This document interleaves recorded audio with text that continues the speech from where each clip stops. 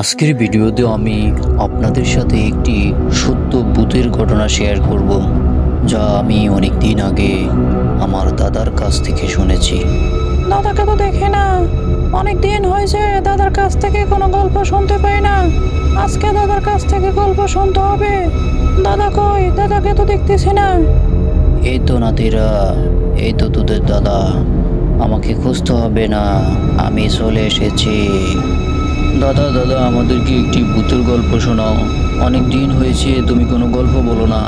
আজকে আমাদেরকে একটি ভূতের গল্প শোনাতে হবে। আচ্ছা আচ্ছা, আর এমন করে বলতে হবে না। আজকে তোদেরকে আমি আমার গ্রামের একজনের সাথে ঘটে যাওয়া একটি গল্প শোনাচ্ছি। তাহলে শোন। নসলপাড়া নামে একটি নদীর পাড়ে একটি ছোট্ট গ্রাম ছিল। গ্রামের মানুষ ছিল অত্যন্ত দরিদ্র। নদীতে মাছ ধরে জীবিকা নির্বাহ করত। ওই গ্রামের 3 বন্ধু প্রতিদিন ভোর রাতে নদীতে মাছ ধরতে যেত। মাছ ধরে সেই মাছ বাজারে বিক্রি করে সংসার চালাতো। কিন্তু সেই সময় নদীতে তেমন মাছ ছিল না। তারা খুব কষ্ট করে খেয়ে না খেয়ে জীবন পার করত। বাইরে ভাই, নদীতে তেমন মাছ নেই। আজকে তেমন মাছও পেলাম না, কিভাবে সংসার চালাবো? ভাই, তুই ঠিকই বলেছ। এভাবে মাছ না ফেলে বউ ফুলাফান না খেয়ে মারা যাবে। আরে ভাই, কি করার? আমরা তো গরিব মানুষ, আমাদেরকে তো মাছ ধরে জীবন কাটাতে হবে। মাছ না ধরলে কি করে সংসার চালাবো? ভাই, তুই ঠিকই বলেছস।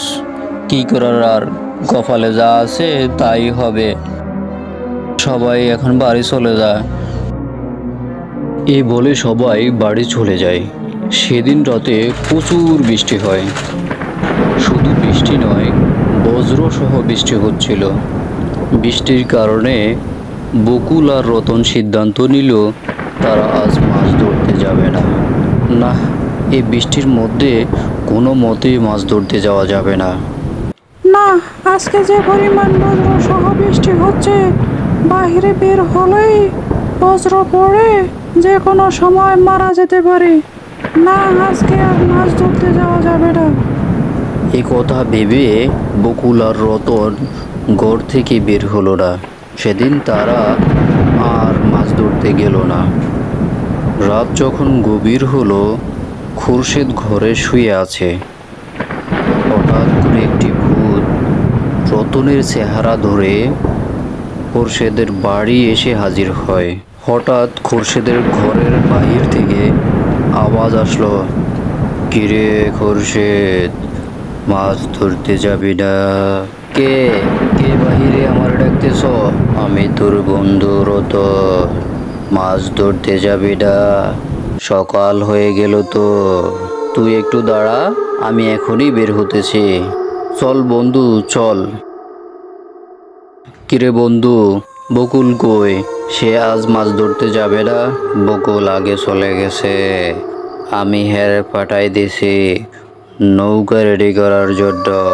আচ্ছা তাহলে চল, তাড়াতাড়ি চলে যাই। কিরে বন্ধু, নদীতে যাওয়ার পথ তো এটা না, তুই আমারে কই নিয়ে যাচ্ছস? আরে বন্ধু, এ পথ দিয়ে গেলে দ্রুত যেতে পারবো। কথা বলিস না, চল এখান দিয়ে।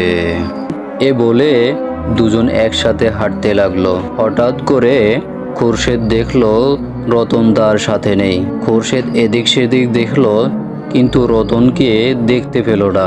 খুরশেদ যখন সামনে ফিরল, তখন সে দেখতে পেল রতন তার সামনে দাঁড়িয়ে আছে।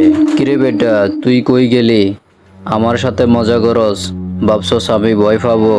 আরে না, আমি তো তোর সাথে আছি। আমি আবার কই গেলাম? চল তাড়াতাড়ি চল। এই বলে তারা আবার পথ চলতে লাগলো। হাঁটতে হাঁটতে তারা একটি জঙ্গলের মধ্যে প্রবেশ করলো। যখন তারা জঙ্গলের মধ্যে প্রবেশ করলো, তখন খুরশেদ আবারও দেখতে পেল রতন তার সাথে নেই। সে আবারও চারিদিকে তাকায়, কিন্তু রতনকে সে কোথাও দেখতে পেল না। তখন খুরশেদ বুঝতে পারলো এটা তার বন্ধু রতন নয়, এটা হলো একটি ভূত।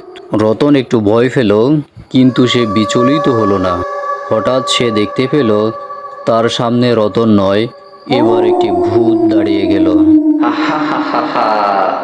তুই ভাবছস আমি তোর বন্ধু রতন? আরে বোকা, আমি তোর বন্ধু রতন নই, আমি হচ্ছি ভূত। তোকে মেরে ফেলবো। তোকে মারার জন্য অনেক দিন অপেক্ষা করেছি, আজকে সুযোগ পেয়েছি। তোরা একসাথে তিনজন থাকোস, সেজন্য তোদেরকে মারতে পারি না। হা হা হা হা হা, আজকে তোকে মেরে ফেলবো। তোকে মারবো বলে তোর বন্ধুর চেহারা ধরে তোকে আমার রাস্তাটায় নিয়ে এসেছি। এখন আমি তোকে মেরে ফেলবো। হা হা হা হা হা হা হা হা হা। খুরশেদের পকেটে একটি গ্যাস লাইট আর একটি মোমবাতি ছিল। সে পকেট থেকে গ্যাস লাইটটি বের করে মোমবাতিতে আগুন ধরিয়ে দেয়। আগুন দেখে ভূত আর খুরশেদের কাছে আসতে পারে না। খুরশেদ আগুন হাতে নিয়ে সেখানে দাঁড়িয়ে থাকে। ভূত তার কিছুই করতে পারে না। খুরশেদ সেখানে দাঁড়িয়ে থাকতে থাকতে হঠাৎ ফজর আজানের সময় হয়ে যায়। মুয়াজ্জিন আজান দেয়, আসসালাতু খায়রুম মিনান নাওম,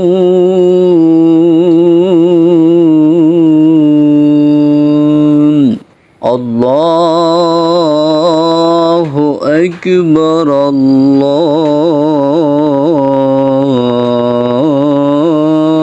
আল্লাহু আকবার, লা